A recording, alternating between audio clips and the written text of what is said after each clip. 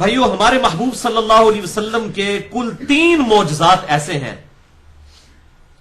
اور میں نے پہلے بھی بتایا یہ معجزے کا لفظ ہے، پرٹیکولرلی یہ علم الکلام کی ٹرم ہے۔ قرآن حکیم میں اس کے لیے جو ٹرم استعمال ہوئی ہے، اصطلاح وہ ہے آیتن، آیا، نشانی، اور انگلش میں ہم اسے کہتے ہیں سائن۔ یہ سگنیچر بھی جو کیا جاتا ہے اسے بھی ہم مختصر کر کے سائن کہتے ہیں۔ تو آپ صلی اللہ علیہ وسلم کے 3 معجزات ایسے ہیں جن کا ذکر قرآن حکیم کے اندر آیا ہے، 3 معجزات۔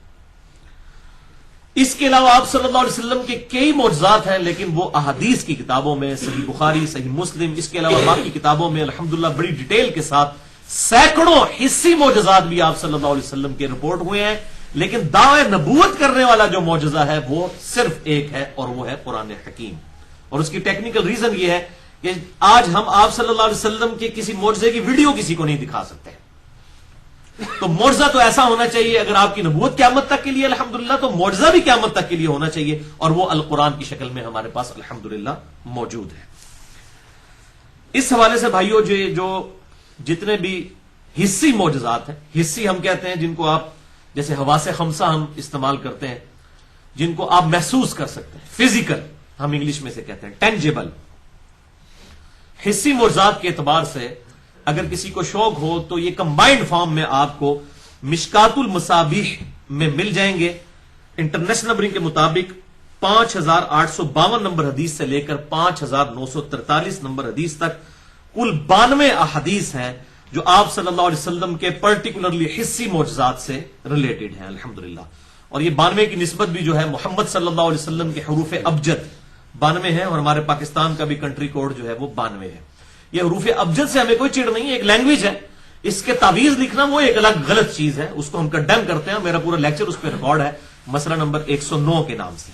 لیکن یہ ایک لینگویج ہے جس طرح باقی لینگویجز موجود ہیں دنیا کے اندر۔ تو یہ مشکات المصابیح الحمدللہ انسائکلوپیڈیا آف حدیث ہے، اس لیے میں نے اس پہ الگ سے پورا لیکچر بھی دیا ہے، مسئلہ نمبر 111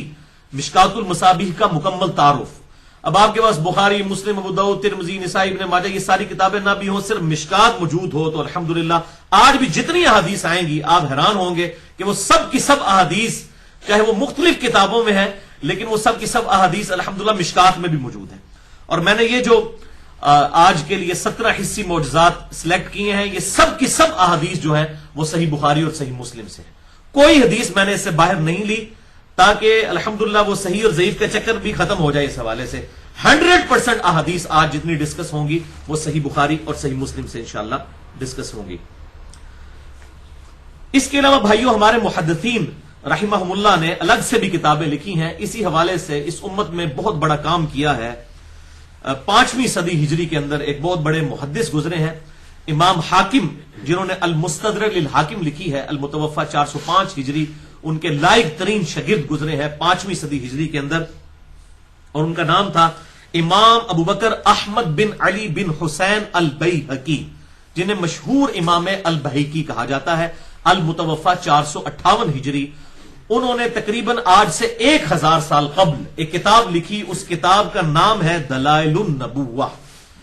یعنی نبوت کو جسٹیفائی کرنے والی کتاب، کہ ہم پروفٹ صلی اللہ علیہ وسلم کے بارے میں جو کلیم کرتے ہیں کہ یہ اللہ کے پیغمبر ہیں، تو ہمارے پاس دلائل کیا ہیں۔ اس کانٹیکسٹ میں انہوں نے 3286 احادیث جمع کی ہیں دلائل النبوہ کتاب کے اندر۔ یہ کتاب اردو میں بھی شائع ہو چکی ہے اور 6 جلدوں کے اندر الحمدللہ موجود ہے،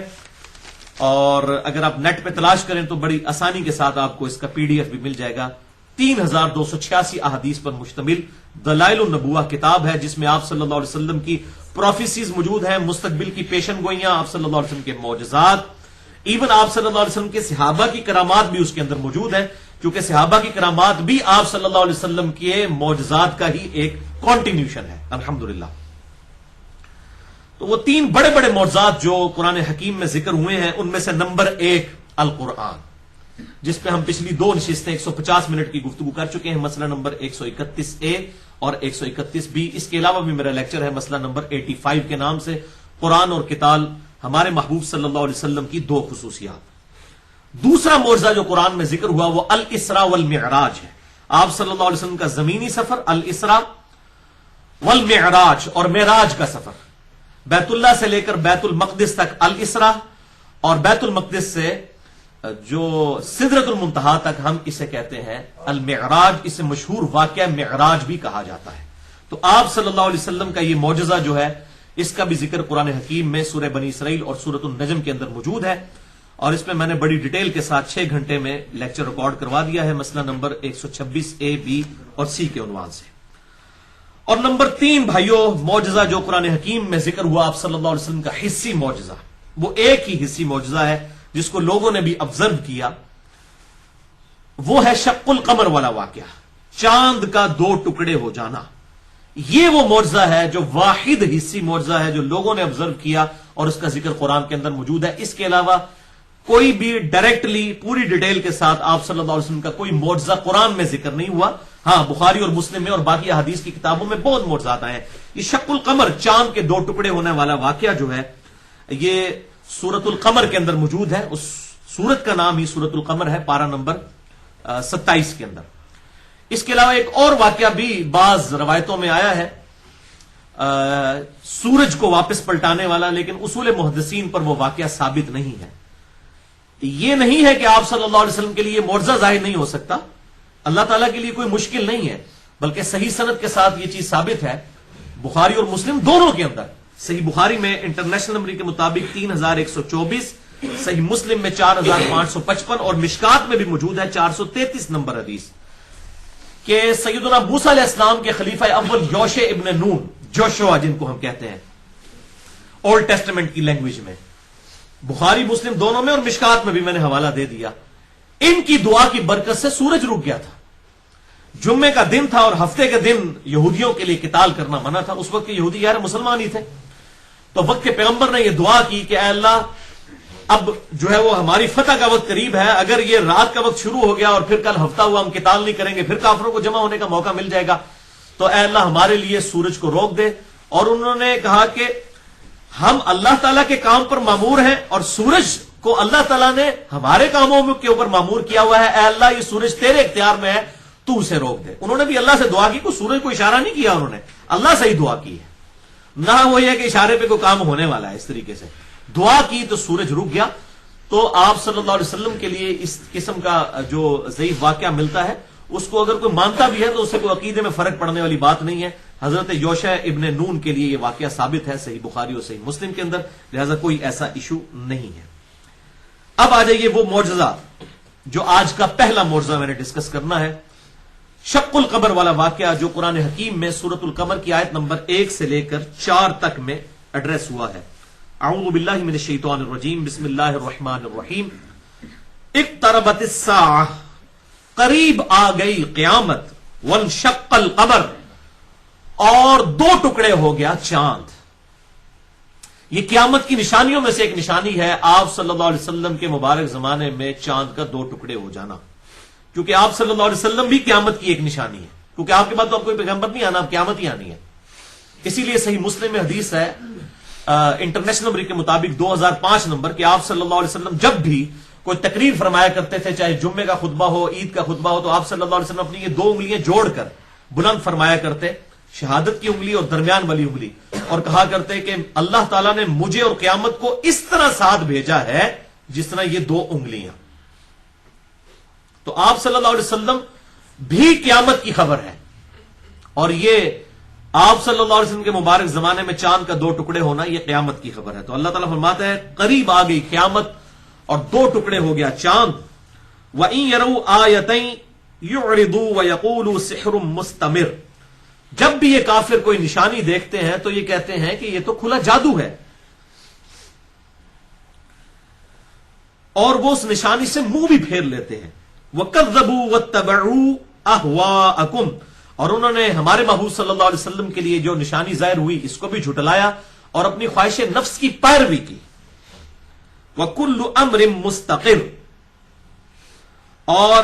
ہر کام کے لیے ایک انجام مقرر ہے، یعنی ہمارے پیغمبر کا انکار کرو گے تو اس کا انجام آنے والا ہے تمہارے لیے عذاب کی شکل میں۔ وَلَقَدْ جَاءَهُم مِّنَ الْأَنبَاءِ مَا فِيهِ مُزْدَجَرٌ، اور پہنچ چکی ہیں ان کے پاس اگلی قوموں کی تباہی کی خبریں جو کہ بڑی عبرت والی خبریں ہیں۔ تو ڈر جاؤ، ہمارے محبوب صلی اللہ علیہ وسلم کا انکار نہ کرو، ورنہ تم پر بھی وہ عذاب آئے گا، اور وہ الٹیمیٹلی عذاب جو ہے قتال کی شکل میں مسلمانوں کے ہاتھوں سے ان کافروں پر اللہ تعالیٰ نے توڑوایا۔ اسی کی ڈیٹیل صحیح بخاری اور صحیح مسلم دونوں کے اندر موجود ہے۔ شق القمر والے واقعے کی صحیح بخاری میں انٹرنیشنل نمبر کے مطابق 3636 اور 3868 اور صحیح مسلم میں 7071 سے لے کر 7079 تک کل 9 احادیث شق القمر والے واقعے پہ صحیح مسلم میں موجود ہیں، اور مشکات میں 5854 اور 5855، اور یہ کم از کم 4 صحابہ سے یہ احادیث روایت ہوئی ہیں، سیدنا عبداللہ ابن مسعود، سیدنا عبداللہ ابن عباس، سیدنا عبداللہ ابن عمر، اور سیدنا انس ابن مالک رضی اللہ عنہم اجمعین وعلیہم السلام۔ اور ان میں عبداللہ ابن مسعود وہ ہیں جو پہلے 10 مسلمانوں میں سے، کیونکہ بعض منکرین حدیث نے اعتراض کیا کہ اس میں تو ابن عباس روایت کر رہے ہیں، ابن عباس تو اس وقت پیدا ہی نہیں ہوئے تھے، تو ابن عباس کوئی اکیلے نہیں ہے روایت کرنے والے، ابن مسعود بھی وہ روایت کرنے والے ہیں جنہوں نے یہ واقعہ خود دیکھا ہے، اور یہ بخاری اور مسلم کا میں حوالہ دے چکا، اس میں موجود ہے۔ ابن عباس کہتے ہیں کہ مشرکین عرب نے آپ صلی اللہ علیہ وسلم سے کہا کہ اپنی نبوت کی کوئی نشانی آپ کے لیے ظاہر کی جائے، تو اللہ تبارک و تعالیٰ نے، ہم منا میں موجود تھے، چاند کو 2 ٹکڑے فرما دیا، اور ہیرا پہاڑ اس کے درمیان میں تھا، ایک ٹکڑا اس کے دائیں طرف، ایک اس کے بائیں طرف ہو گیا، اور یہ منظر مسلمانوں نے، کافروں نے، سب نے دیکھا۔ اس وقت اللہ کے محبوب صلی اللہ علیہ وسلم نے ارشاد فرمایا، اشہدو، گواہ ہو جاؤ اس بات کے اوپر کہ اللہ تعالیٰ نے میرے لیے یہ معجزہ ظاہر فرما دیا۔ اس میں کئی الفاظ نہیں کہ آپ نے یوں انگلی سے اشارہ کیا اور وہ 2 ٹکڑے ہوئے، اس طرح کا کوئی معاملہ نہیں ہوا، آپ صلی اللہ علیہ وسلم کی دعا کی برکت سے اللہ تعالیٰ نے ایک معاملہ ظاہر فرما دیا۔ لیکن ظاہر ہے یہ منہ مانگا معجزہ نہیں تھا، بس انہوں نے ایک تھریٹیکلی ایک بات کی تھی کہ ہمیں کوئی معجزہ دکھائیں تو وہ دکھایا، اگر منہ مانگا ہوتا تو اسی وقت عذاب آ جاتا۔ یہ ایک معجزہ ہے جو اس حوالے سے ذکر ہوا، باقی دعوی نبوت کرنے والا معجزہ صرف قرآن ہے قیامت تک کے لیے آپ صلی اللہ علیہ وسلم کا۔